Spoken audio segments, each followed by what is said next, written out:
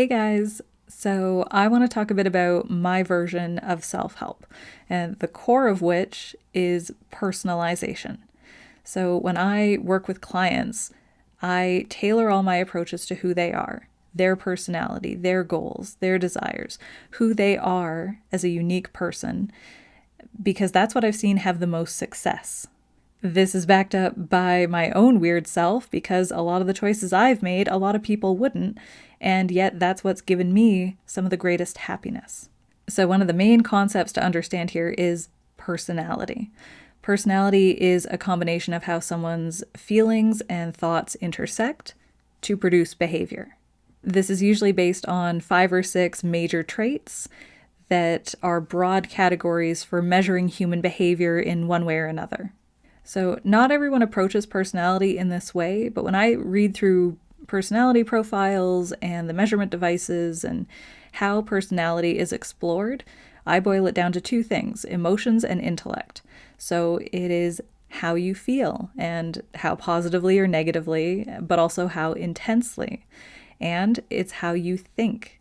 So how logically, how creatively, all the different aspects of feeling and thinking boiled down into somewhat measurable categories. And what determines a lot of behavior and uniqueness in individuals is how they navigate that balance between emotion and intellect, feelings and thoughts in specific situations, because the context is also going to change how a person behaves, because they're going to think and feel differently depending on what's going on. It's why different things work for different people, and why you can't just give someone a life outline and say, go do this and you'll be happy, because different people want different things. People are personally unique, even if they conform to larger, more general social patterns. So the 2 aspects of the self that I think people should spend a lot of time exploring within themselves are personal feeling and personal thinking.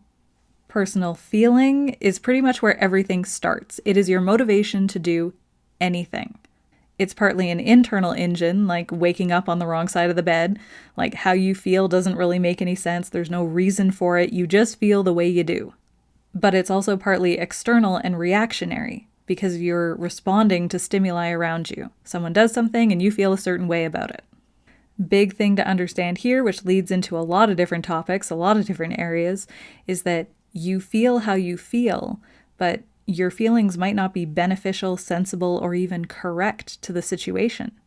Basically, your feelings are valid, but that doesn't mean you get what you want, and it definitely doesn't mean you're right.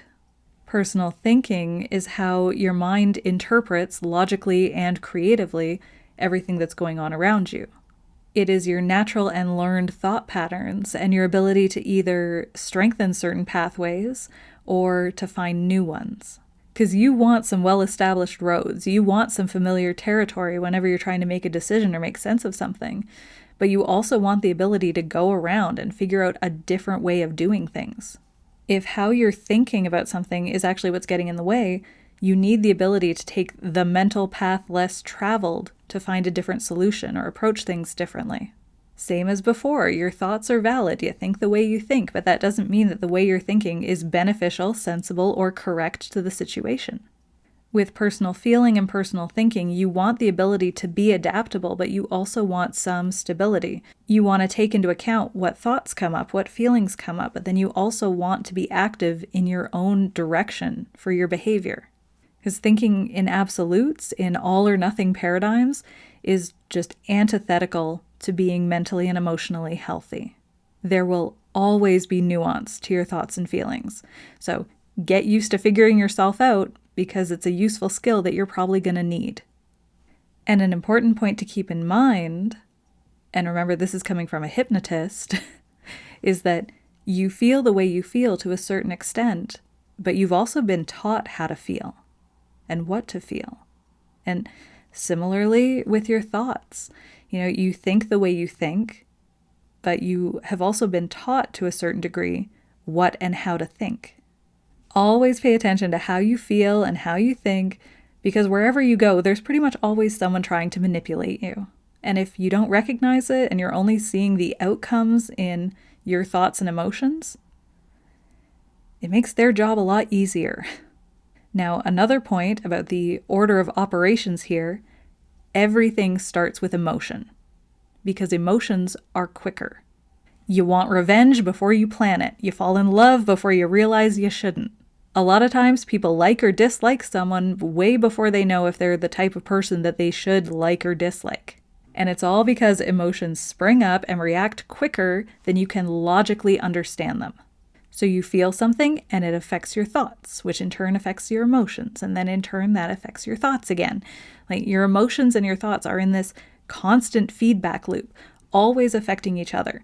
And the people who don't understand how they feel or how they think, or maybe they're one of those people who are like, oh, I'm entirely emotional or I'm entirely logical, they're missing a big part of themselves and lacking introspection in a significant way, where they usually don't understand themselves that well.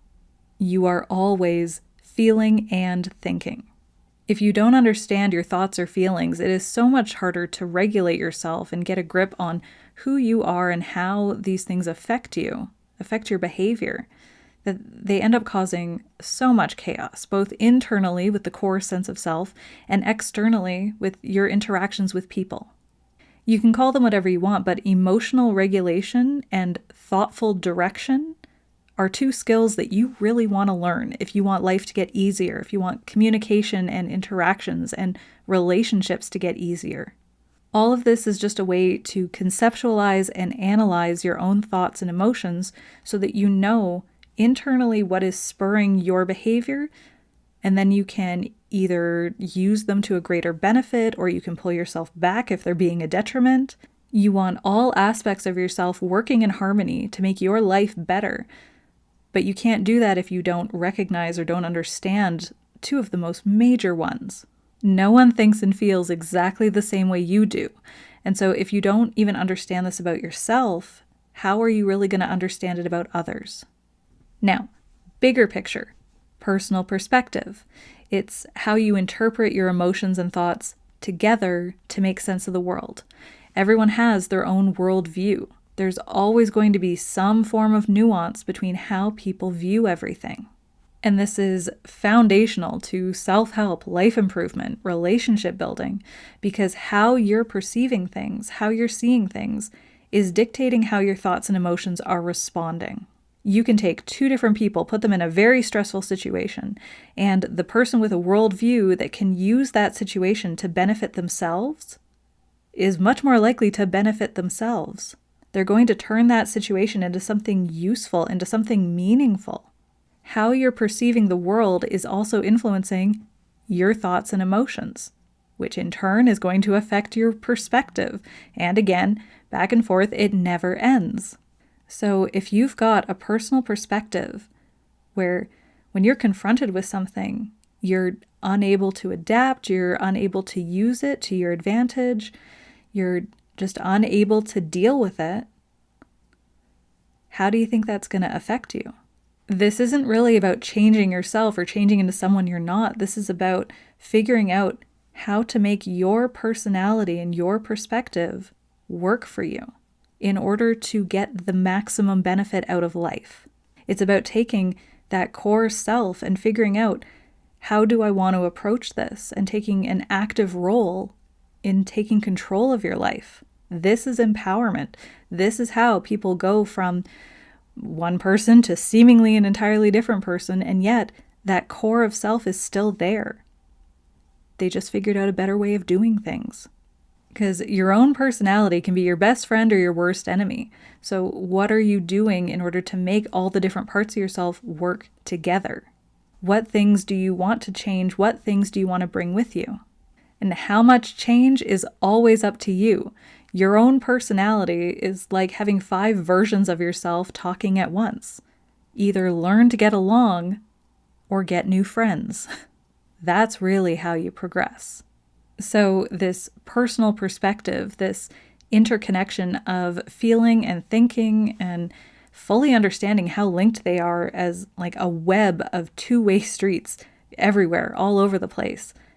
Exploring that takes a lot of time, but it's worth it.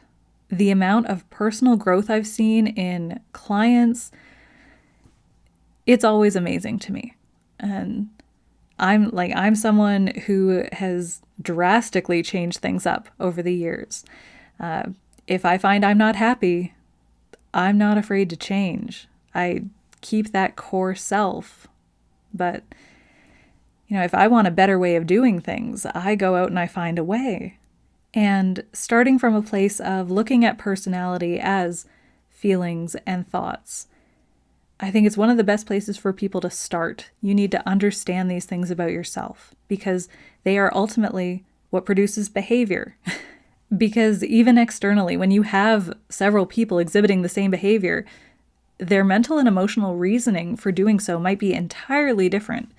It's why it's incredibly difficult for me to give anyone any specific advice, because you going off and finding answers for yourself is going to be so much more meaningful, so much more fulfilling than if I just tell you what to do. I like throwing ideas around and acting as a guide and helping people get to where they want to go. But they're still deciding where to go. I'm not someone who likes control over people. And I actually think that's the hardest thing for most people. A lot of people want someone to take control. A lot of people want someone to tell them what to do. Give me a plan. Tell me exactly what it is that I need to do. Of course, I have my opinions. I'm super opinionated, and I will tell you what I think. But I know from experience that whatever my perspective is, yours is going to be a lot more important to you living your life. So get to know yourself, notice your thoughts, notice your feelings, and actually take the reins a little bit, because you have way more power than you realize. And you can build your own healthy perspective that actually helps you. All right, that's it. Bye.